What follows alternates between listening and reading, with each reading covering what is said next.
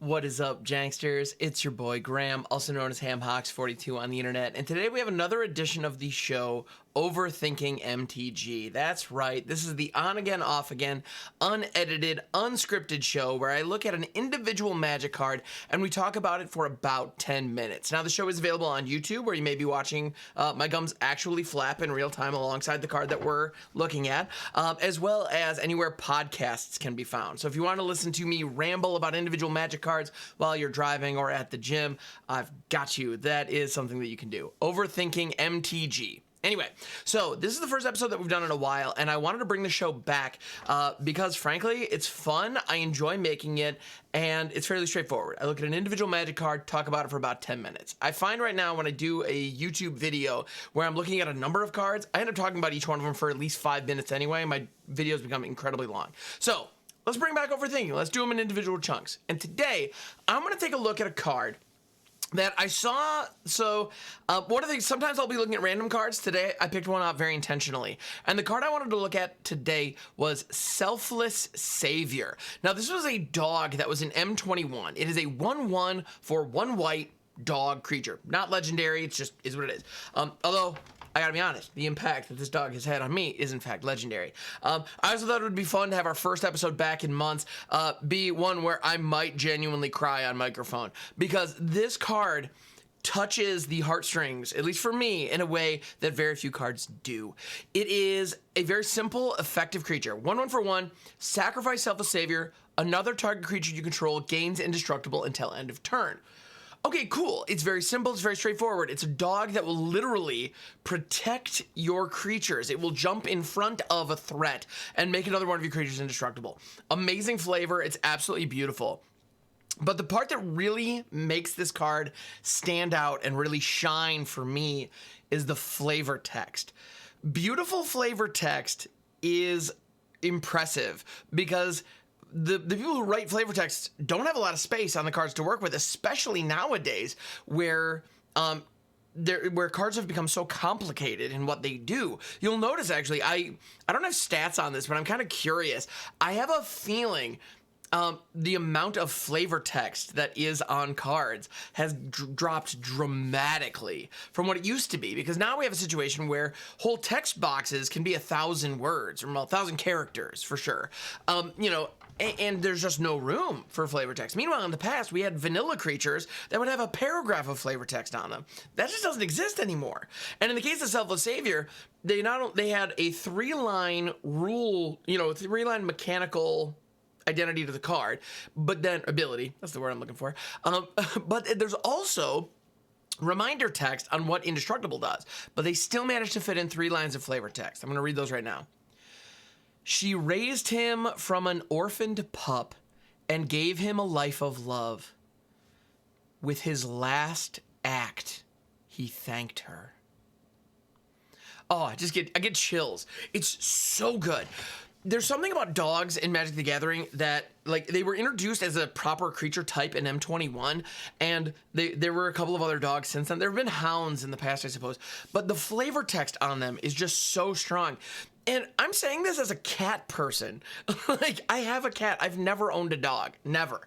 Nothing against dogs. I mean, I like dogs. I do. Like, my parents don't have a dog. He's great. I love playing with that little guy. But as actually, like, everyone in my immediate family has a dog except me, now that I think about it. But whatever.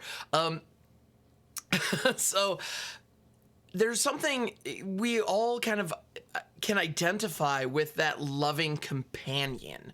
The idea of a creature that depends on us and trusts us and truly loves us with all their heart.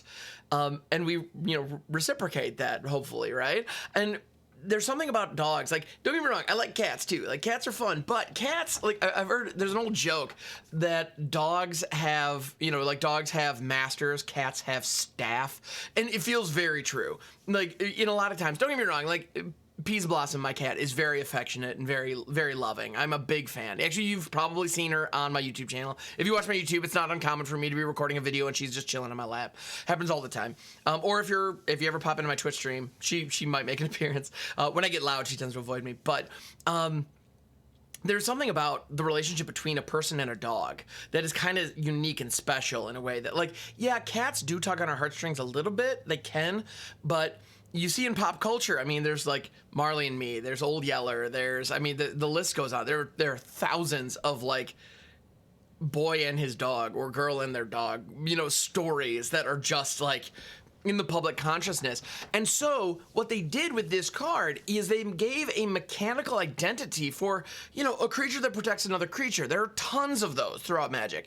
And in this case, you know, the creature sacrifices itself to protect the other. Now, that's not uncommon. We have things like Selfless Spirit. There are, you know, we have Selfless Spirit. We have like Ulceate of Life's Bounty. There's, I mean, there are tons. Even you could even argue that Spore Frog and things like that can do it.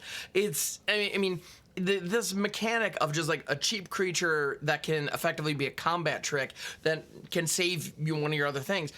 That's not crazy. Oh, even Alambach Escort from Crimson Vow comes to mind. Like, this is something that exists, but by putting it on a dog, they reflavor that mechanic of just like, okay, this thing expending its energy to save something else. The moment that's a dog making a selfless sacrifice to protect their master, to protect their companion who they love, it's just like, it takes it to another level. And like, genuinely, I'm actually starting to tear up a little bit. Like, it's so powerful. So I just want to say, the folks at Wizards who worked on M21 and specifically worked on this card, and whoever wrote that flavor text, I would love to know who wrote that flavor text, because like, genuinely, it has brought me to tears and I love it. It's perfect. And I wanted to take this opportunity to say thank you, because being able to pluck these kind of emotions out of players and tell this kind of story in a card, it's a little strip of cardboard. And it tells a complete story. Like, the Selfless Savior, as far as we know, has no name. But I feel like I know this dog and I miss them. How cool is that, right? Like, I love this. I think we should take moments and appreciate good storytelling. And in Magic, there's definitely no shortage of that. And this is just one example. So, but yeah, so thank you so much for tuning into the return of Overthinking MTG. And for those out there who are listening on their phones, who had, you know, their phones or their iPads or whatever the case may be, who had their subscriptions from back in the day, thank you for keeping me around and waiting for me to come back. You mean the world. I really appreciate it. So thank you so much, everybody.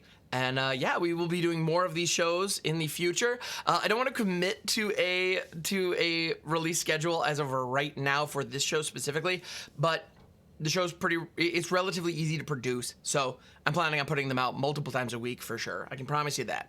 In any event, thank you so much, and I will catch you on the next one.